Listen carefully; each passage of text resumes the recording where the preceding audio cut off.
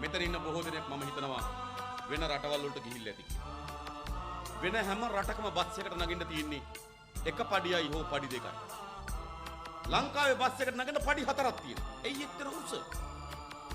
කල්පනා කරලා බලන්න. ඇයි මේ බස් එක එච්චර උස? අශෝක් ලේලන් බස් එක ඇයි එච්චර උස? අපේ බස් එවන්නේ ලොරි චැසිය ගහලා.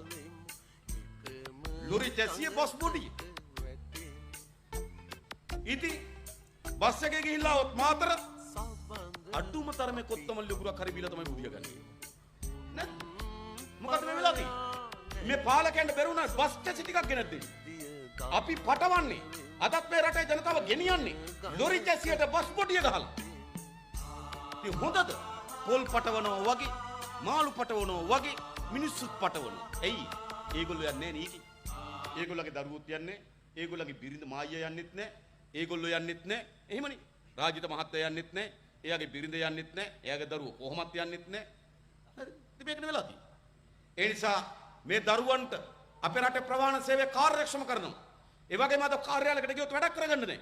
ප්‍රාදේශීය ලේකම් කාර්යාලයට ගිහිල්ලා බලන්න බදාදට, ප්‍රාදේශ සභාවට ගිහිල්ලා බලන්න බදාදට 100 දෙනෙක් ආවෝ 80ක්වත් ඇවිල්ලා තියෙන්නේ 3 වෙනි වතාව 4 වෙනි වතාව.